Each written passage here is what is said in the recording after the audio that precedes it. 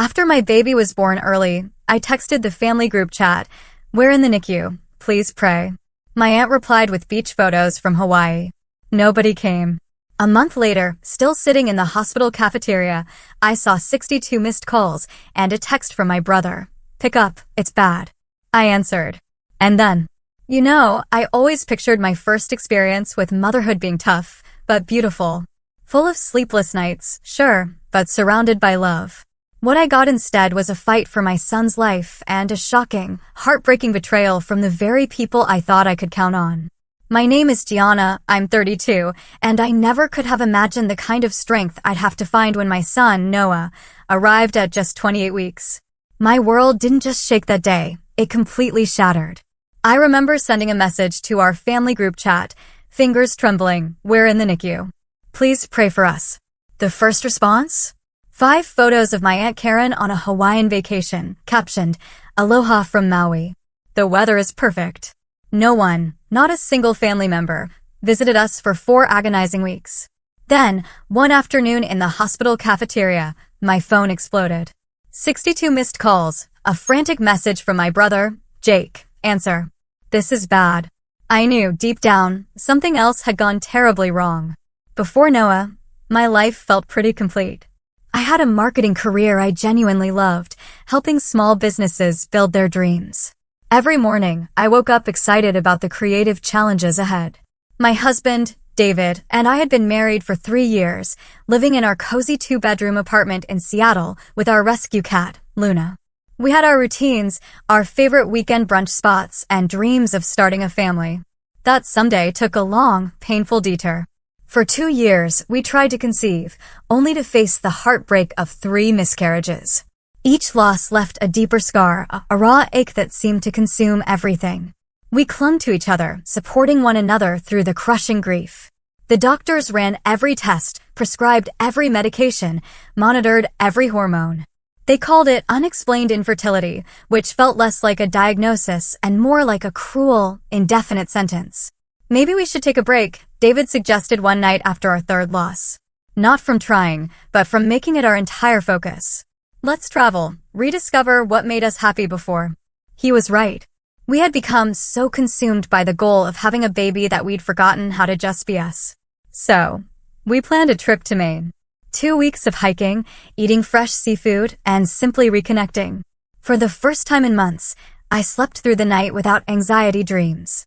It was during that trip, in that peaceful space, that I conceived Noah. We wouldn't know for another 3 weeks, when my period was late and I hesitantly took a test, trying desperately not to hope too much. When 2 pink lines appeared, I couldn't believe it. I took 3 more tests, just to be sure, before calling David at work. "I'm pregnant," I whispered, as if saying it too loudly might make it disappear. The silence on the other end of the line was terrifying until I heard a muffled sob. "I'm coming home," was all he said. My relationship with my extended family had always been complicated. My mother died from breast cancer when I was 15, leaving a void no one could fill. My father remarried 2 years later to Eleanor, who was kind but distant. We developed a cordial relationship, but never the mother-daughter bond one craved. My mother's sisters, Karen and Betty, took different approaches to their niece. Aunt Betty tried her best, inviting me for sleepovers and teaching me my mother's recipes. But Aunt Karen? That was another story. As my mother's older sister, she seemed to resent me for reasons I never fully understood. Maybe I reminded her too much of my mom. Or maybe she just found fault in everyone. "You're still carrying those extra pounds, I see," she'd comment at family gatherings. Or, when I was your age, I already owned a house, not just renting. Nothing I did was ever enough. My cousins on her side of the family were always presented as the gold standard I should aspire to. When I announced my pregnancy to the family during a Sunday dinner at my father's house, the reactions were mixed at best. "Well, it's about time." "You're not getting any younger," Aunt Karen remarked, sipping her wine. "Let's hope you carry this one to term." My father offered a brief congratulations before swiftly moving the conversation to my stepbrother's recent promotion. Only my younger brother, Jake, showed genuine excitement, peppering me with questions about due dates and names. "Don't let them get to you," David whispered as we drove home. "We're going to be amazing parents, with or without their support." I tried to believe him, but the lukewarm response from my family left me feeling hollow. Throughout my first trimester, I sent ultrasound photos to our family group chat. My father would respond with a thumbs-up emoji. Aunt Betty occasionally asked how I was feeling. Aunt Karen either ignored the messages or changed the subject. By my second trimester, I had stopped sharing updates, except with Jake, who always responded with enthusiasm. When we learned we were having a boy, Jake immediately sent a tiny baseball glove to our apartment with a note for my future MVP nephew. As my belly grew, so did my excitement and anxiety. David and I attended birthing classes, decorated the nursery, and made plans for my maternity leave. Everything seemed to be progressing normally. At 20 weeks, our anatomy scan showed a healthy baby boy with 10 fingers, 10 toes, and all organs developing properly. "This is the one," the obstetrician assured us with a smile. "Everything looks perfect." I wanted to believe her more than anything. Each week that passed felt like a small victory, each prenatal appointment a hurdle cleared. I read every pregnancy book I could find, followed all the advice about nutrition and exercise, and talked to my baby constantly. "You are so loved already," I would tell him every night, my hands cradling my growing bump. "We can't wait to meet you, but take your time. Grow strong first." Little did I know that those words would haunt me in the weeks to come. The first sign that something was wrong came during week 27.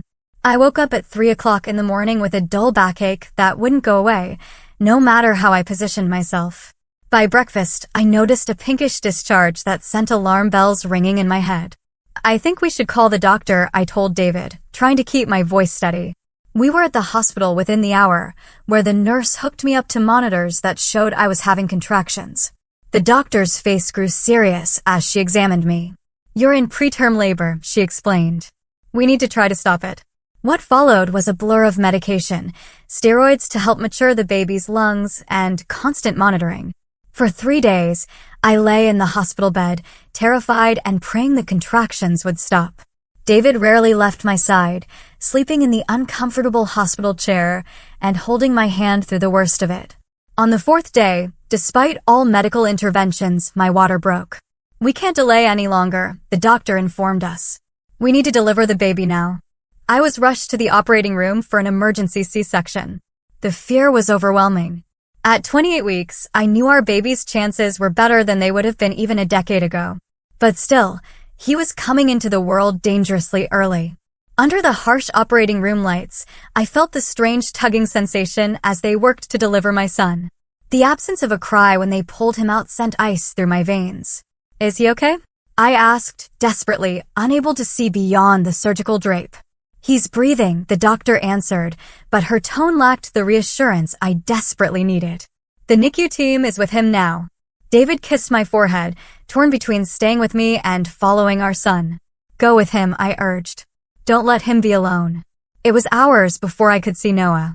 Still groggy from the anesthesia and in pain from the surgery, I was wheeled into the neonatal intensive care unit. Nothing, absolutely nothing, could have prepared me for the sight of my tiny son, just 2 pounds, 3 ounces, in an incubator connected to more tubes and wires than I could count. His skin was nearly translucent, his eyes fused shut, his chest rising and falling with the help of a ventilator. "He's so small," I whispered, pressing my hand against the plastic barrier that separated us. "But he's a fighter," the nurse assured me. "His vitals are stable for now." The neonatologist was kind but honest about the road ahead. "The next 72 hours are critical," he explained. "Then we take it day by day. He will likely be here until close to his original due date, if all goes well." That meant 12 weeks in the hospital. 12 weeks of uncertainty. 12 weeks before we could take our son home. I tried to absorb this information through my haze of physical pain and emotional shock. That night, alone in my recovery room while David went home to shower and grab some essentials, I took out my phone. I typed out the message to our family group chat. "Noah David was born today at 28 weeks. He weighs 2 pounds 3 ounces. We're in the NICU and would appreciate your prayers and support during this difficult time." I attached a photo of his tiny hand wrapped around my finger, the only picture I had been able to take so far. Then I waited, hoping for messages of support, offers of help, anything to make me feel less alone in this terrifying new reality. The first response came from Aunt Karen. No words of concern for her great-nephew fighting for his life. No offers of help for her niece recovering from major surgery. Instead, she sent 5 photos from her Hawaii vacation with the caption, "Aloha from Maui. The weather is perfect." I stared at my phone in disbelief. Surely, she had seen my message. Surely, she understood the gravity of what we were going through. I waited for someone else to respond, for my father, Aunt Betty, or any of my cousins to acknowledge what had happened. Nothing. Jake was the only one who called immediately. "I'm so sorry, G. Is there anything I can do? Do you need me to come?" I broke down then, sobbing into the phone. "He's so tiny, Jake. I'm so scared." "I'll try to get a flight out this weekend," he promised. "Have Mom and Dad been by yet?" I hesitated. No one has responded except Aunt Karen with vacation photos. The silence on the other end spoke volumes. "That's messed up," he finally said. "I'll call Dad and let him know how serious this is." But even after Jake's intervention, the responses were tepid at best. My father texted, "Sorry to hear about the complications. Let us know if you need anything." No visit, no call. Aunt Betty sent a brief message, praying for the little one. These hospitals work miracles these days. It was as if they couldn't grasp the magnitude of what was happening, or worse, they didn't care enough to try. David was furious when he returned, and I showed him the messages. How can they be so callous? This is their flesh and blood fighting for his life. Maybe they don't understand how serious it is, I suggested, trying to make excuses for them even as my heart broke. "I'll call them," David offered. But I shook my head. "If they wanted to be here, they would be," I said, the realization settling like a stone in my chest. "We need to focus on Noah now. He's all that matters." As the days turned into the first week, and then the second, no one from my family came to visit. No flowers, no care packages, not even a proper phone call. Just occasional text messages asking for updates, to which I would respond with Noah's latest weight or a small milestone like opening his eyes or coming off the ventilator onto CPAP. My sister's neighbor's grandson was a preemie and now he plays football. Aunt Karen wrote in response to one of my updates, as if that generic reassurance was all I needed. I stopped expecting anything from them. Instead, I poured all my energy into being there for Noah, learning to care for him within the confines of the NICU rules, pumping breast milk every 3 hours around the clock, and trying to heal from my own surgery. Life in the NICU quickly developed its own strange rhythm. I would arrive at 8 o'clock in the morning, just in time for Noah's care time, when the nurses would check his vitals, change his diaper, and help me with kangaroo care, the skin-to-skin contact that was one of the few ways I could truly mother my son. The NICU was a foreign world with its own language and rules. The constant beeping of monitors, the whoosh of ventilators, the hushed conversations between medical staff. I learned to interpret the numbers on Noah's monitors, to know which alarms were routine and which meant trouble. I could recite his daily stats like a sports announcer: weight, oxygen saturation, heart rate, feeding volume. The nurses became my guides in this new terrain. Maria, with 20 years of experience, taught me how to touch Noah without overwhelming his sensitive nervous system. Jen showed me how to carefully change his diaper around the wires and tubes. Thomas, the night nurse with gentle hands, always had updates ready when I called at 2 in the morning, unable to sleep for worrying. "You're doing great, Mama," they would tell me, a reassurance I clung to when everything else felt like it was spiraling out of control. Between care times, I would sit by Noah's incubator for hours, reading books aloud or just talking to him in a soft voice. I told him about the home waiting for him, about his dad who loved him so much, about the cat who would be his first friend. Sometimes I would sing lullabies, not caring who heard my off-key voice. Every 3 hours, I would retreat to the pumping room, a small space with 3 curtain stations where NICU mothers expressed milk for their fragile babies. It was there that I met other women living the same nightmare. Sarah's twins had been born at 26 weeks. Jessica's daughter had a congenital heart defect. Monica's son had Down syndrome and a bowel obstruction. Different circumstances had brought us to the same room, our bodies producing milk for babies we could barely hold. My mother-in-law said I should just formula feed since he can't breastfeed yet. Anyway, Jessica confided one afternoon as we sat with our pumps. "She doesn't understand why I'm putting myself through this."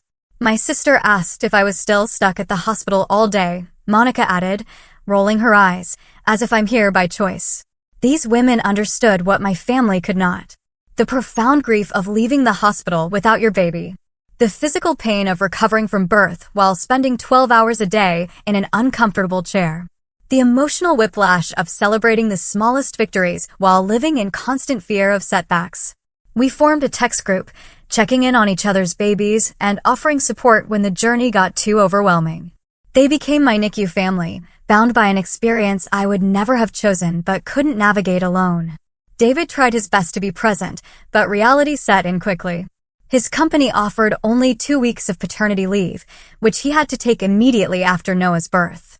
After that, he returned to work, coming to the hospital in the evenings and on weekends.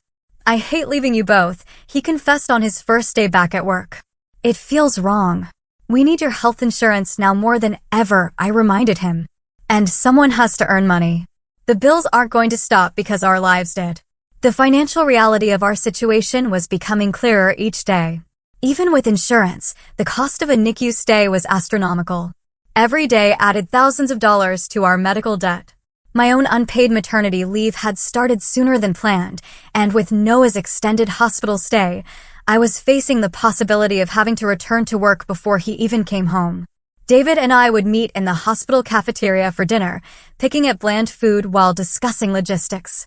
Who would take the morning shift at the hospital? Had the insurance approved the latest procedure? Could we negotiate with my boss for a longer leave? Should we consider taking out a loan to cover expenses?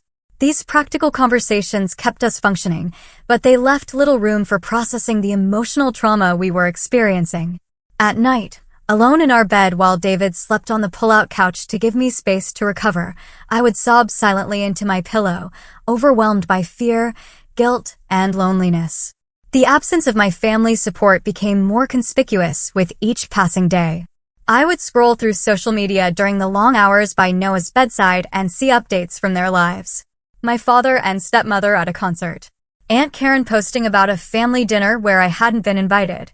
Cousins gathering for a weekend at someone's lake house.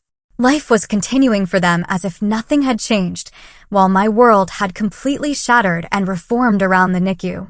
Each photo, each casual update about their normal lives felt like a deliberate reminder of my exclusion, of how little they cared about Noah's fight or my struggle. I tried to push down the hurt and focus on what mattered. Noah was making slow but steady progress. He had been moved from the ventilator to CPAP, a less invasive form of breathing support. He was tolerating small amounts of my breast milk through a feeding tube. His weight had increased to 2 pounds, 8 ounces by the end of the second week. "He's doing everything we want to see," Dr. Patterson, the neonatologist, assured me during rounds. But remember, this is a marathon, not a sprint. I settled into the NICU routine, finding small comforts where I could.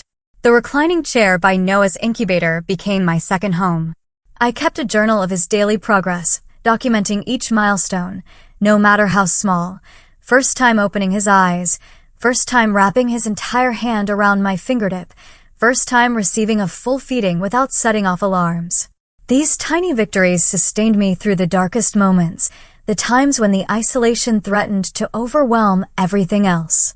In the absence of my family's support, I created a new support system of medical professionals, fellow NICU parents, and the few friends who made the effort to check in regularly. By the 4th week, Noah had graduated to an open crib, maintaining his own body temperature, a significant milestone for a preemie. He still needed oxygen support and feeding assistance, but he was growing stronger every day. His features were becoming more defined, less alien, and more like the baby I had imagined during my pregnancy. "He has your nose," David remarked one evening as we both hovered over the crib, a rare moment when we were both able to be at the hospital together. "And your chin," I added gently, stroking Noah's cheek with one finger. "He's perfect." These were the moments that made the endless hours at the hospital worthwhile. These were the memories I recorded carefully, knowing that someday I would tell Noah the story of his difficult beginning. And I wanted to remember not just the struggle, but also the triumph. On the 28th day of Noah's life, I had settled into the familiar routine. Morning rounds had gone well. Noah was up to 3 pounds, exactly a weight that felt miraculous considering where we had started. He was taking more of his feedings by mouth now, a promising sign that the feeding tube might soon be removed. He might be ready for his first proper bath today, Maria suggested during the morning care time. Would you like to try? It was a milestone I had been looking forward to. The nurses had been giving Noah sponge baths since birth, but this would be different. A chance to truly care for my baby in a way that felt normal. Definitely, I agreed. After the afternoon care time, with a few hours to spare, I decided to take a proper lunch break. The hospital cafeteria wasn't known for its culinary excellence, but it offered a change of scenery from the NICU and a chance to call David with the good news about the bath. I found a quiet corner table and unwrapped my sandwich. As I pulled out my phone to call David, I noticed something strange. The screen was filled with notifications, 62 missed calls, 28 text messages, 9 voicemails. Most were from Jake, with timestamps indicating he had been trying to reach me for hours. My heart began to race as I opened the most recent text, "Gianna, answer your phone. This is bad." With trembling fingers, I called him back. He answered on the first ring. "Where have you been?" His voice was tight with tension. "I've been trying to reach you all morning. I'm in the NICU, as always." My phone was on silent. The fear in his voice made my stomach clench. "What's going on?" There was a heavy pause before Jake spoke again. "It's Aunt Betty. She was in a car accident early this morning. It's pretty serious, G. They don't know if she's going to make it." The world seemed to tilt sideways. Aunt Betty, the one relative besides Jake who had shown me any kindness over the years. Aunt Betty, who at least had sent messages acknowledging Noah's birth, even if she hadn't visited. What happened? I managed to ask. Drunk driver ran a red light, hit her driver's side. She has internal bleeding and a head injury. They've taken her into surgery. Jake's voice cracked slightly. Everyone is at Memorial Hospital now. Dad asked why you're not here yet. A bitter laugh escaped my throat before I could stop it. He asked why I'm not there. Are you serious? What do you mean, Jake? I've been sitting with my premature son in the NICU for 4 weeks and not one person from our family has bothered to visit. Not Dad, not Eleanor, not Aunt Karen, not any of the cousins. No one except you has even called to check on us. The silence on the other end of the line told me Jake was processing this information. That can't be right, he finally said. They said they were visiting regularly. Aunt Karen told everyone at Sunday dinner last week that she had been bringing you meals and sitting with Noah so you could rest. It was like a punch to the gut. What? She said what? She's been telling everyone that she visits you 3 times a week, that she brings home-cooked meals to the hospital, that she sits with Noah while you nap or shower.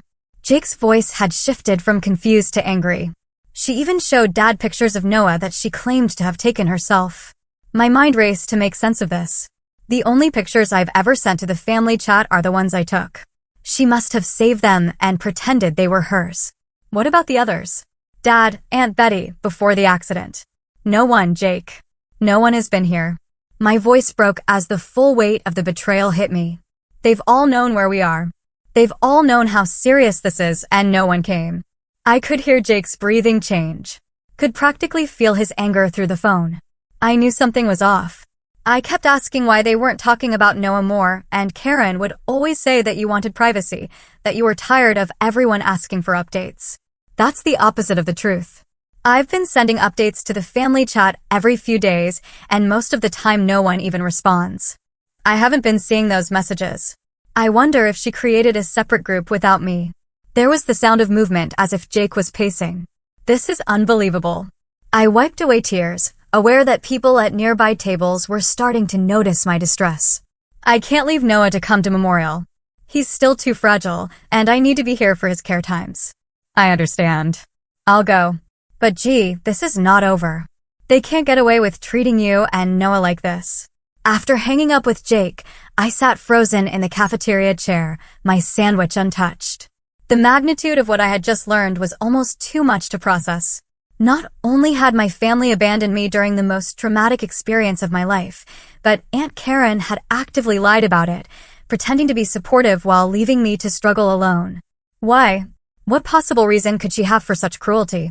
And how had everyone else accepted her lies without question, never bothering to call me directly or verify her claims?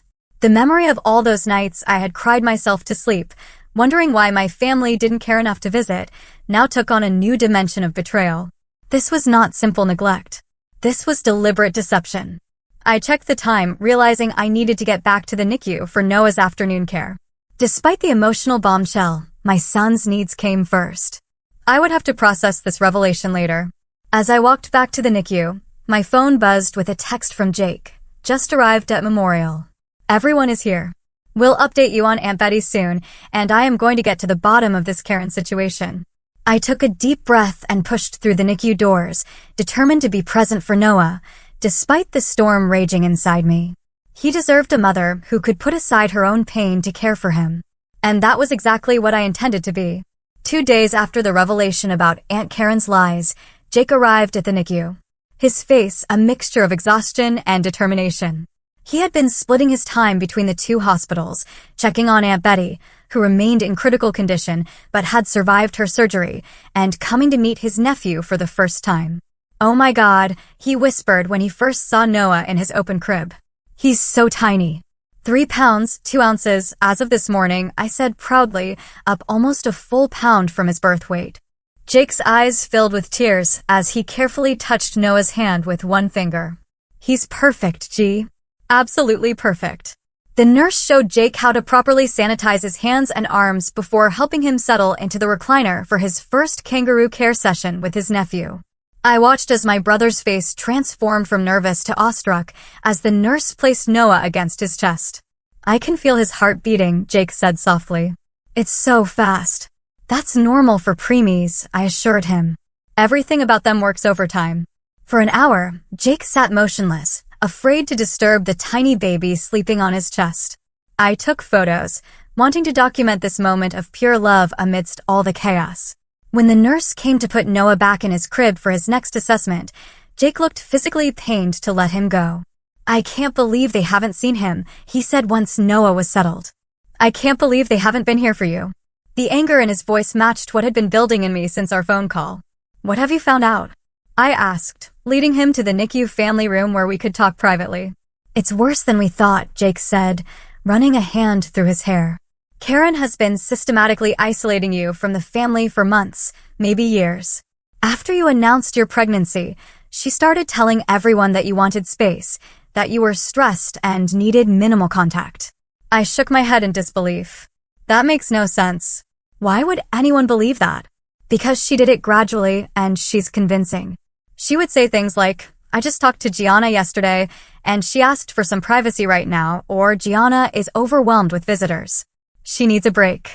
But no one thought to call me directly. Jake sighed. "You know how our family is. Communication has never been our strong suit since Mom died. Everyone defers to Karen because she's the oldest and she's positioned herself as the family matriarch." He pulled out his phone and showed me screenshots of a separate family chat group that I wasn't part of.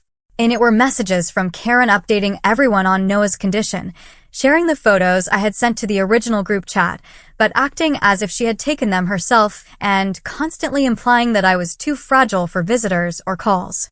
"She even told Dad that you specifically asked him not to come because seeing him would remind you too much of Mom and you couldn't handle that emotional stress on top of everything else," Jake added. "That is absolute nonsense," I said, my voice rising enough that a passing nurse gave us a concerned look. I lowered my tone. "I would have given anything to have family support these past weeks." "I know," Jake squeezed my hand. "And now they know, too." When I got to Memorial and everyone asked why you weren't there, I told them the truth, that you had been alone in the NICU for a month, that no one had visited, and that you had no idea about Aunt Betty because no one had bothered to maintain real contact with you. How did they react? Dad was in shock. He kept saying that Karen had told him you were getting all the support you needed, that you were doing well. Aunt Betty's daughter, Lisa, was furious. She said Karen had told her specifically not to visit you because the NICU had strict visitor limitations, and your spots were all taken by Dad and Karen. Each new lie felt like another betrayal. People I had grown up with, people who should have known better, had allowed one person to dictate their relationship with me during the most vulnerable time of my life. "I want to confront her," I said, a new resolve hardening within me. "I want everyone to hear what she has done." Jake nodded. "I thought you might say that. I've set up a video call for this evening." Everyone will be in Aunt Betty's hospital room, and we can connect you from here. They all want to see Noah and hear directly from you. The thought of facing everyone, of laying bare the truth of my isolation, was both terrifying and necessary. For Noah's sake and for my own, I needed to reclaim my voice in my family. That evening, with Noah sleeping peacefully in his crib beside me, Jake called from Aunt Betty's hospital room. On my screen appeared the faces of my family gathered around a laptop. My father, looking older than I remembered. Eleanor, her hand on his shoulder. Cousins Lisa and Mark, Aunt Betty's children. And there, at the edge of the frame, Aunt Karen, her expression carefully neutral. Gianna, my father began, his voice thick with emotion. Jake tells us we have been misled about your situation. Before I could respond, I angled my phone to show them Noah. This is your grandson, Dad. Your nephew, Lisa and Mark. Your great-nephew, Aunt Karen. He is 4 weeks old today, and none of you have met him. There was a collective intake of breath as they saw Noah for the first time, so small in his crib with monitors attached to his tiny body. Oh, Gianna, Lisa whispered. He's beautiful. Karen told us the NICU was restricting visitors due to infection risks, my father said, his eyes not leaving Noah's image on the screen. She said only parents and grandparents were allowed and that you had asked her to go in my place because I remind you too much of your mother.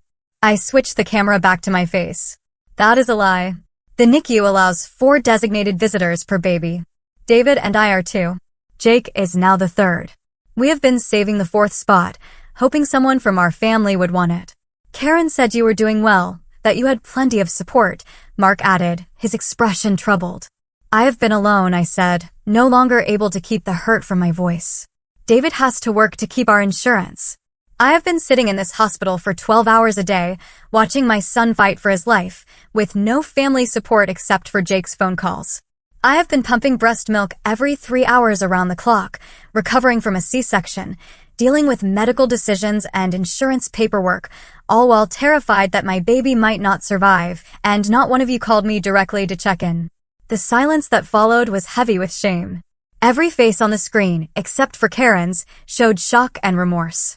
Why? I finally asked, looking directly at Karen. Why would you lie to everyone? Why would you isolate me when I needed family the most? Karen's face remained impassive. I was protecting the family from your drama. You have always been attention-seeking, just like your mother. Always the victim. Always needing everyone to drop everything for your crisis. The cruelty of her words left me momentarily speechless. How dare you?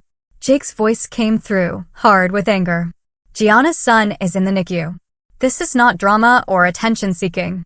I visited once, Karen continued, as if Jake had not spoken, the first week. You were sleeping, so I didn't wake you. I saw enough to know that the nurses had everything under control. There was no need for the entire family to upend their lives. You never visited, I said, finding my voice again. Not once. If you had, any of the nurses would remember you, and they would have logged you in as a visitor in our record. Are you calling me a liar? Karen's voice rose defensively. Yes, I said simply. I am calling you a liar. You lied to everyone about visiting me. You lied about me asking for privacy. You lied about the NICU policies. And you stole the photos I sent to the family chat to pretend you had taken them yourself. The faces on my screen turned to Karen, who was now visibly flustered. I was trying to spare everyone the constant medical updates and drama, she insisted. No one needs to hear every detail about every ounce the baby gains or every test result. That was not your decision to make, my father said, his voice sharper than I had heard it in years. That was for us to decide. You took that choice away from all of us. What followed was painful but necessary. One by one, family members shared what Karen had told them about me, about Noah, about the situation. The web of lies was so extensive that it took nearly an hour to unravel it all. Throughout, Karen alternated between defensive justifications and tearful claims that she had only been trying to help. By the end of the call, boundaries had been drawn. My father and Eleanor would be coming to meet Noah the following day. Lisa and Mark would visit when they could leave Aunt Betty's side, and Karen had been told in no uncertain terms that her manipulation would no longer be tolerated. I want to be very clear, I said before ending the call. I am focused on Noah right now. His health and well-being are my priority. I do not have the emotional energy to maintain relationships with people who cannot respect me or who bring negativity into our lives. Moving forward, I will choose carefully who is part of our family circle. Blood relation alone is not enough. With those words, I disconnected the call, emotionally drained, but strangely lighter. As if a burden I had been carrying for years had finally been set down. The morning after the video call, I arrived at the NICU to find my father and Eleanor already there, having come early to speak with the doctors before I arrived.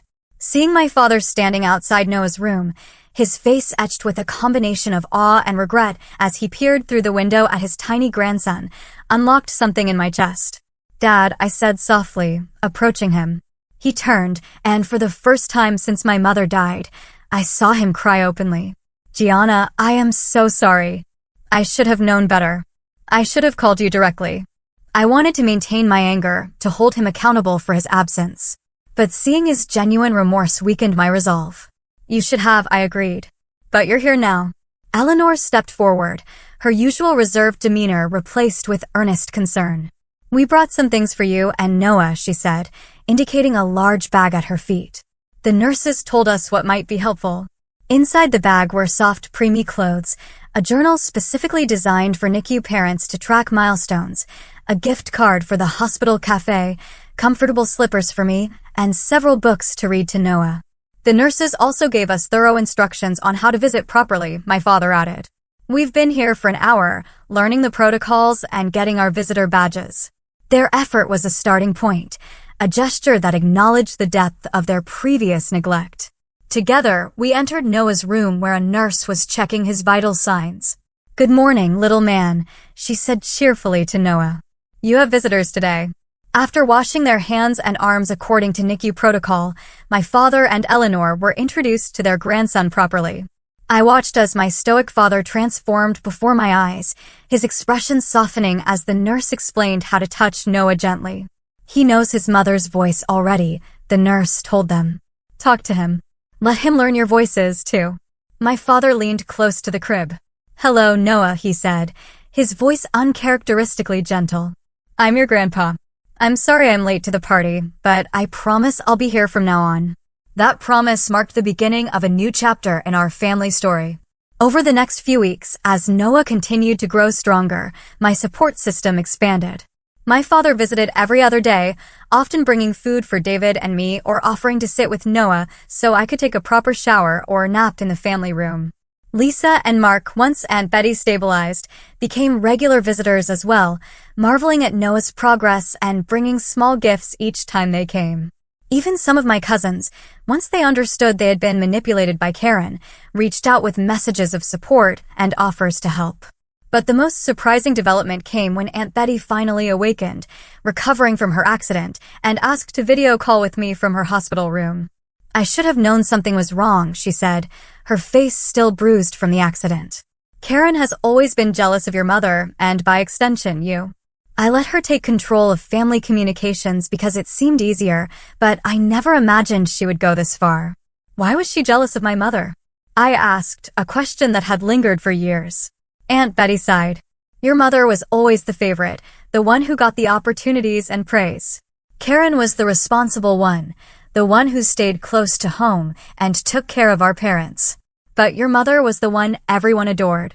When she died so young, leaving behind a daughter who looks just like her, I think it was too much for Karen to bear."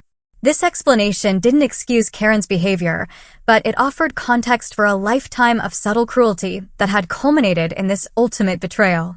Understanding the root of her actions didn't heal the wound, but it helped me recognize that her behavior had never truly been about me at all. As for Karen herself, she had been effectively ostracized from the family's inner circle. After the truth came to light, no one was willing to trust her as they once had. She made one attempt to visit the NICU, showing up unannounced with a teddy bear for Noah. But I had already instructed the nurses not to add her to our approved visitor list. "I'm his great-aunt," she protested when stopped at the NICU entrance. "I have every right to see him." "No, you do not," I told her firmly, when the nurse called me to the front desk. "You forfeited that right when you lied to our entire family and left me to face this alone. The only people who have a right to see Noah are those who have proven they can be trusted to support us." She left in tears, later sending a lengthy email justifying her actions and positioning herself as the victim of a family conspiracy. I deleted it without responding. Some relationships were not worth salvaging. Not when they consistently brought pain rather than comfort. With the family drama somewhat settled, I could focus more fully on Noah and his development. By his 6th week, he had reached 4 pounds and was taking most of his feedings by mouth, major milestones that brought us closer to the possibility of going home. The NICU nurses, who had become like family, celebrated each of his accomplishments with us. Sophia, in particular, had taken a special interest in our case. I had a preemie too, 20 years ago, she confided one night during a quiet shift. 26 weeks, 1 pound 10 ounces. He's in college now, studying engineering. These little fighters grow up to do amazing things. Her words were the exact encouragement I needed during the lowest moments, when progress seemed slow or when Noah had setbacks, as all NICU babies inevitably do. There was the week when he struggled with bradycardia episodes, his heart rate dropping unexpectedly. The terrifying day when he needed to be put back on oxygen after catching a mild cold from a staff member. The frustrating period when he seemed to have forgotten how to coordinate sucking and swallowing, requiring the feeding tube to be reinserted. Through each challenge, my new support system rallied around us. David's parents, who lived across the country and had been unable to travel immediately after Noah's birth, finally arrived for a 2-week visit, providing additional help and giving David and me a chance to have dinner outside the hospital for the first time since Noah's birth. My NICU mom friends remained a constant source of comfort, especially as some of their babies began to be discharged. Jessica's daughter went home after 8 weeks with a monitoring plan for her heart condition. Monica's son was transferred to a specialty hospital for his surgery, but was expected to go home afterward. Each success story gave me hope that Noah's turn would come, too. And then there was Jake, who had proven himself to be the best uncle and brother I could have asked for.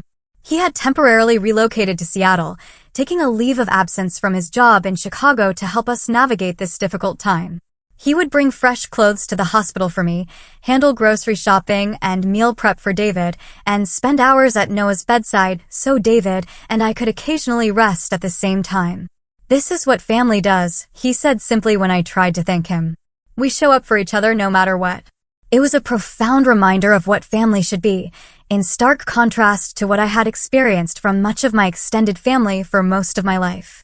In the crucible of this NICU journey, the true meaning of family was being redefined before my eyes. It had less to do with blood relation and everything to do with who chose to stand beside you when life was at its hardest. As Noah's discharge date began to seem like a real possibility rather than a distant dream, I found myself reflecting on how this experience had transformed me. The woman who had entered the NICU 7 weeks earlier, terrified and overwhelmed, had been replaced by someone stronger, more assertive, and clearer about her priorities. I had learned to advocate fiercely for my child, questioning medical decisions when necessary and insisting on explanations I could understand. I had found the courage to set boundaries with toxic family members, prioritizing Noah's well-being and my own mental health over obligation or tradition. I had discovered reserves of strength I never knew I possessed, enduring weeks of uncertainty and fear without breaking. Most importantly, I had learned that family was something you could choose and create, not merely inherit. The bonds forged in the NICU, with other parents, with compassionate nurses, with my steadfast brother and newly present father, were every bit as real and valuable as any defined by genetics. After 8 weeks and 3 days in the NICU, Noah was finally cleared to come home. At 5 pounds, 2 ounces, he was still tiny compared to full-term babies, but he had met all the criteria for discharge, maintaining his body temperature, feeding consistently by mouth, gaining weight steadily, and breathing without assistance. The morning we prepared to leave the hospital was filled with conflicting emotions. Joy and excitement, certainly, but also anxiety about caring for him without the constant support of the medical team. The monitors that had tracked his every heartbeat and breath would not be coming home with us, a prospect that was both liberating and terrifying. "You are ready for this," Maria assured me as she helped us gather Noah's things. "You have been training for 8 weeks. You know this baby better than anyone." The NICU staff had prepared us thoroughly, insisting that both David and I demonstrate proficiency in all aspects of Noah's care before discharge would be considered. We had learned infant CPR, how to recognize signs of distress, how to administer the vitamins and iron supplements he would need, and the precise feeding techniques that worked best for him. Still, leaving the safety net of the NICU was daunting. What if something happens? I asked David the night before discharge as we prepared the nursery at home. What if we missed something the monitors would have caught? Then we'll handle it, he said firmly, assembling the special angled bassinet recommended for Noah's lingering reflux issues. We have the pediatrician on speed dial. We have our NICU follow-up appointment next week, and we have each other. We can do this, Gianna. His confidence bolstered mine, and by morning, I felt ready to take this next step in our journey. Jake had stayed at our apartment overnight, cleaning and preparing a special welcome home dinner. My father and Eleanor had stocked our refrigerator and pantry with meals for the coming weeks. David had transformed the nursery, adapting it for a preemie's needs rather than the full-term baby we had expected. The bright overhead lights had been replaced with softer lamps to protect Noah's sensitive eyes. A humidifier maintained the optimal moisture level for his still-developing lungs. The baby monitor was the highest-rated model, designed to detect even the slightest changes in breathing patterns. When we finally walked out of the hospital doors, Noah secured in his car seat with special preemie inserts, it felt surreal. The outside world seemed too loud, too bright, too full of potential germs for our fragile baby. David drove home at exactly 5 miles below the speed limit, taking turns with exaggerated slowness while I sat in the back next to Noah, watching his every breath. Arriving home, we were greeted by a small welcome committee. Jake, my father, Eleanor, and Lisa had gathered with balloons and a banner reading, "Welcome home, Noah." Their excitement was tempered with understanding, keeping their voices low and making sure everyone had used hand sanitizer before we entered the apartment.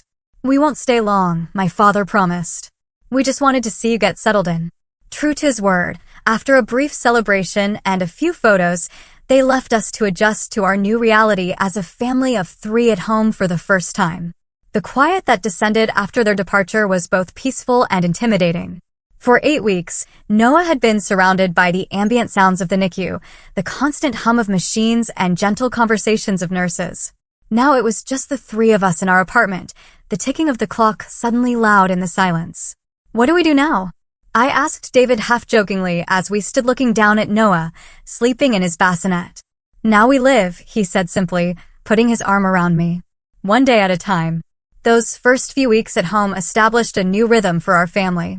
Noah needed to eat every 3 hours, day and night, a schedule that left us exhausted but grateful. Each ounce he gained felt like a victory. Each peaceful sleep cycle was a gift. Each smile, though the doctors insisted they were just reflexes at that age, felt like a personal message of resilience. At 2 months old, despite being only the equivalent of a 2-week-old in adjusted age, Noah was thriving in ways that amazed even his doctors. His development was closely monitored through weekly checkups and the specialized preemie follow-up clinic. But so far, he showed no signs of the long-term complications that often affect babies born so early. It was during this period of adjustment and cautious optimism that we received the invitation to Aunt Betty's welcome home party. She had spent 6 weeks in the hospital and rehabilitation facility after her accident, and the family was gathering to celebrate her return home. "We don't have to go," David said when I showed him the invitation. No one would blame us for staying home with Noah. But I felt it was important to attend, not just to support Aunt Betty, who had become an unexpected ally, but also to redefine my place within the family on my own terms. Plus, Jake had confirmed that Aunt Karen would be there. And while confrontation was not my goal, I needed to establish clear boundaries in person. After consulting with Noah's pediatrician, we made arrangements to attend for a brief period, with strict precautions to protect Noah's still vulnerable immune system. He would stay home with a trusted nurse from the NICU, who occasionally did private care, allowing David and me to attend together. The gathering at Aunt Betty's house was smaller than the typical family events of the past, perhaps because of her still fragile condition. When David and I arrived, we were greeted warmly by most, though I could feel Karen watching from across the room, her expression unreadable. Aunt Betty, seated in a recliner with her legs still in a cast, reached for my hands as soon as I approached. "How is our little warrior?" she asked. I showed her recent photos of Noah, now filling out and looking more like a typical newborn, though still small for his age. "He's amazing," I said proudly. "The doctors are very pleased with his progress." "I can't wait to meet him when he's ready for more visitors," she said, "but only when you say it's time." I have learned my lesson about letting others dictate family relationships. Her pointed glance toward Karen did not go unnoticed by those nearby. The atmosphere in the room shifted slightly, conversations quieting as if in anticipation of confrontation. I had no desire to create drama at an event meant to celebrate Aunt Betty's recovery. But when Karen approached me later as I was getting a drink in the kitchen, I knew the conversation could not be avoided. "Your baby looks well," she said stiffly. "I'm glad things worked out." The casual dismissal of the traumatic experience we had endured, the minimization of Noah's fight for survival as something that simply worked out, ignited a calm anger within me. "His name is Noah," I said evenly. "And yes, he is doing well now, despite the fact that he spent the first 2 months of his life in the hospital without the support of his extended family because of your lies." "I think there have been misunderstandings on both sides," she began. "No," I interrupted, keeping my voice low but firm. "There has been deliberate deception on your side, and that is not something I can simply forget. I don't expect an apology because I don't believe you think you did anything wrong. But I want to be very clear about something. You will not have a relationship with my son unless you can acknowledge the harm you caused and make genuine amends." Her face flushed with anger. "You can't keep me from my great nephew. I am family. Being family is not just about blood, Karen. It is about trust, support, and genuine care. You have shown none of those things. So yes, I can and will decide who has a place in Noah's life. And right now, that does not include you." I left her standing in the kitchen, rejoining David in the living room with a newfound sense of peace. Setting that boundary had been necessary, not just for Noah's sake, but for my own healing. As we prepared to leave the gathering early to return to Noah, several family members approached to ask when they might be able to meet him. Instead of making empty promises or avoiding the question, as I might have done in the past, I was straightforward. "We are limiting visitors while his immune system strengthens, but we will be having a small welcome celebration in a few weeks. Those who have supported us during this journey will be invited." The message was clear. Relationships with my family moving forward would be based on actions, not merely family titles. Some understood immediately, nodding in acknowledgement of what had been lost and what needed to be rebuilt. Others seemed confused or hurt, still not fully grasping how their absence during our crisis had affected me. In the months that followed, our family circle slowly expanded to include those who demonstrated genuine interest in Noah's well-being and respect for our boundaries as parents. My father and Eleanor became regular visitors, gradually earning back my trust through consistent presence and support. Jake remained our most devoted family member, eventually moving permanently to Seattle to be closer to us. Aunt Betty, once recovered enough to travel, came to meet Noah in person, bringing with her old photos of my mother that she thought I might want Noah to have someday. It was during her visit that she shared more about the complicated history between my mother and Karen, helping me understand that the roots of Karen's resentment ran deep and had little to do with me personally. "It doesn't excuse what she did," Aunt Betty emphasized. "But sometimes understanding the why can help with letting go of the anger, even if you never let that person back into your life." She was right. While I maintained the boundary with Karen, refusing to pretend everything was fine for the sake of family harmony, I gradually released the anger I had carried. It was a burden I could not afford while raising a child who needed all the positive energy I could provide. Noah's first birthday marked both on his actual birth date and his due date, as is customary for preemies, was a celebration of more than just his life. It was a recognition of the journey we had all taken, of the strength we had discovered, and of the family we had created, not just through birth, but through choice. Looking around at the people gathered in our home, I saw the NICU nurses who had become dear friends, the other preemie parents who had walked the journey alongside us, my brother who had stood by me when others had not, my father who had earned his way back into our lives, and David, my partner through it all, holding our thriving 1-year-old son. This was family, I realized, not the one I had been born into, but the one we had built through crisis and love, through boundaries and forgiveness, through intentional choices about who deserved a place in our sacred circle. The NICU experience had nearly broken me. But in rebuilding myself, I had created something stronger than before. I had learned to trust my instincts, to advocate fiercely for those I loved, and to recognize that sometimes the most painful experiences lead to the most profound growth.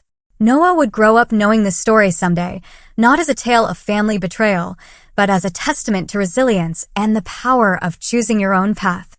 He would know that he was wanted, fought for, and cherished from his very first breath. He would understand that family is defined not by obligation, but by love in action, by who shows up when it matters most. As I watch him now, taking his tentative first steps, babbling his first words, discovering the world with wonder in his eyes, I am grateful for the difficult journey that brought us here. Without it, I might never have found the courage to create the life and family we truly deserved. Have you ever had to redefine what family means to you? Who showed up for you during your darkest moments, and did they surprise you? Please share your experiences in the comments below.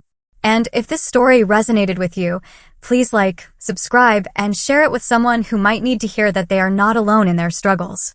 Thank you for listening to my story. Take care.